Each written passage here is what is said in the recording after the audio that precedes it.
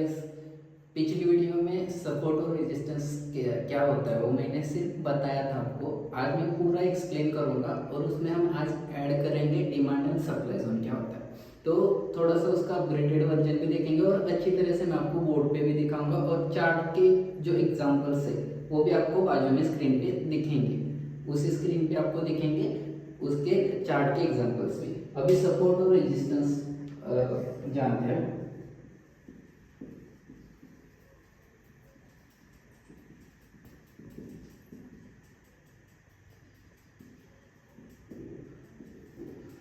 तो मान के चलिए ये कुछ 0 पे है मार्केट, 0 से लेके 10 तक चला गया। मार्केट 0 से लेके 10 तक चला गया और 10 से फिर से मार्केट 0 पे आ गया।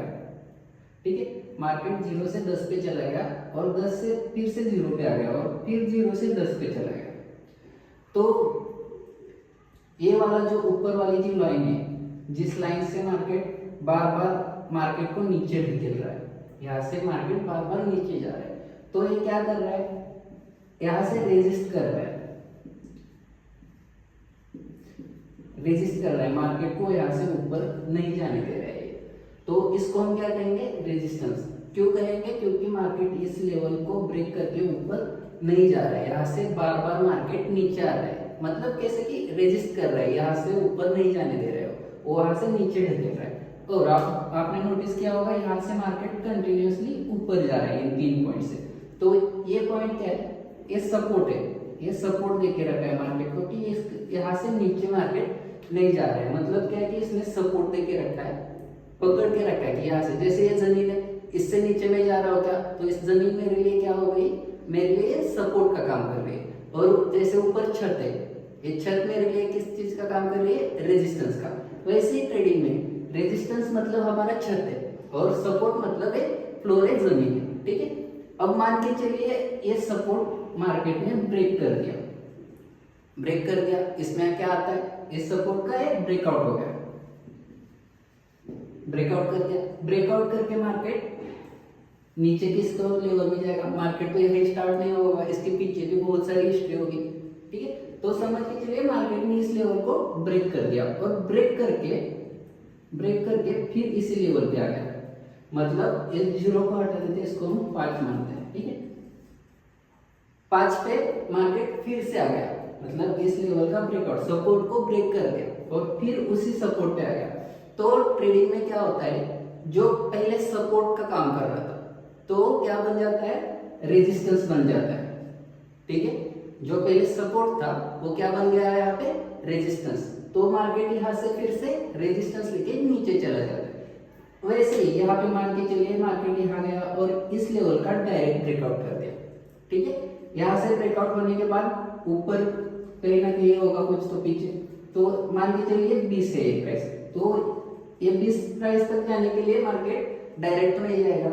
यहाँ से ब्रेकआउट करने के बाद मार्केट अगर फिर से इसी लेवल पे आ गया, मतलब ये लेवल क्या था, रेजिस्टेंस, राइट। तो रेजिस्टेंस पे मार्केट आने के बाद ये जो पहले वाला रेजिस्टेंस था वो क्या बन जाता है, सपोर्ट। ठीक है, तो अगर इस लेवल का अगर मार्केट सपोर्ट ले रहा है तो मार्केट यहाँ से कहा जाएगा, यहाँ तक। समझ गए, मतलब एक 3-4 माले की बिल्डिंग है समझ के चलिए, और ये हम ग्राउंड फ्लोर पे, ठीक है, और ग्राउंड फ्लोर पे बेसमेंट पे आ जाएंगे।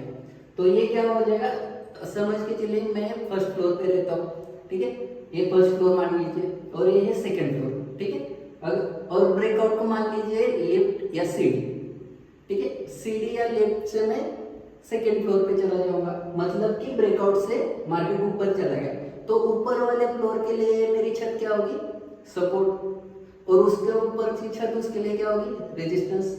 जैसे जैसे ऊपर चला जाऊंगा वैसे वैसे ऊपर के जो भी रेजिस्टेंस है वो सारे केस क्या काम करेंगे, रेजिस्टेंस सपोर्ट का काम करते जाएंगे, और उसके ऊपर की लेवल रेजिस्टेंस। और मार्केट नीचे अगर ब्रेकआउट देता जाता है तो नीचे वाले जो लेवल्स है जो सपोर्ट का काम कर रही थी वो किस चीज का काम करेंगी, रेजिस्टेंस का। ठीक है, ये हो गया। ठीक है, अभी इसको हम डिमांड और सप्लाई जोन के पैरामीटर के हिसाब से देखते हैं। ठीक है, तो ये तो सिंपल लाइन हो गई, सपोर्ट और रेजिस्टेंस में हम क्या करते हैं, सिंपल लाइन मार के हमने चेक किया कि एक रेजिस्टेंस है, यहाँ से बार बार मार्केट नीचे आ रहा है ऊपर जा रहा है, या सपोर्ट के लिए भी हमने एक लाइन बनाई। बट डिमांड जोन क्या होता है, वहां पे हम वो देखते हैं।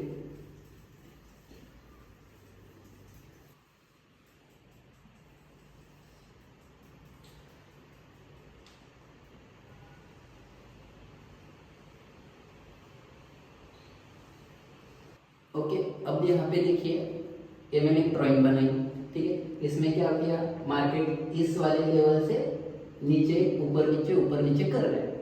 तो अगर मुझे यहाँ पे सपोर्ट और रेजिस्टेंस मार्क करना है, मान के चलिए मैंने यहाँ पे भी एक लाइन मार दी, यहाँ पर भी एक लाइन मार दी, यहाँ भी लाइन लगा दी, यहाँ भी लाइन लगा दी, यहाँ पे है, यहाँ से भी, ये क्या हो गया, एक खिचड़ी बन गई, ठीक है। इसमें हमें खुद भी समझ में नहीं आएगा कि हमको किस लेवल का रिजेक्शन देखना है, क्या करना है, तो ये तो खिचड़ी होगी। तो इसको कैसे मार्क करना है, ठीक है, इसको मिटा देते चलिए।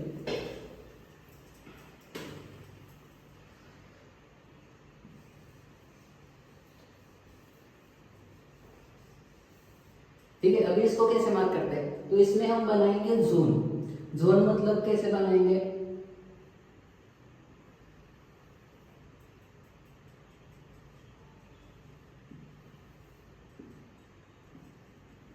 ओके, एक मेजर जोन हो गया, इस जोन से मार्केट बार बार नीचे आ रहा है, क्या बोलेंगे हम, इस जोन से। अभी इसमें एक जो मैंने रेक्टेंगल मार्क किया, उसमें देखिए ये पॉइंट सेटिस्फाई हो गया, ये वाला पॉइंट सेटिस्फाई हो गया, ये वाला पॉइंट सेटिस्फाई हो गया, ये हो गया, ये अंदर आ गया, ये वाला भी अंदर आ गया।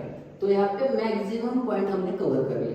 तो इसमें क्या होता है, एक जोन बन जाता है। अब एक कौन सा जोन है, इसे कहते हैं हम सप्लाई जोन, ठीक है। ये हो गया हमारा सप्लाई जोन। सप्लाई जोन क्यों, क्योंकि यहाँ से बार बार सेलिंग आ रही है, यहाँ से बार बार सेलिंग आ रही है, बार बार लोग यहाँ पे सेल कर रहे हैं। और ये नीचे भी एक है, तो इसको हम क्या बोलेंगे, ये हो गया डिमांड जोन। इसके एग्जांपल्स आपको बाजू में चार्ट पे फोन पे आपके दिखाई दे रही होगी, जो मैं चार्ट के फोटोज लेके आपको स्क्रीनशॉट लेके दिखा रहा हूँ, ठीक है।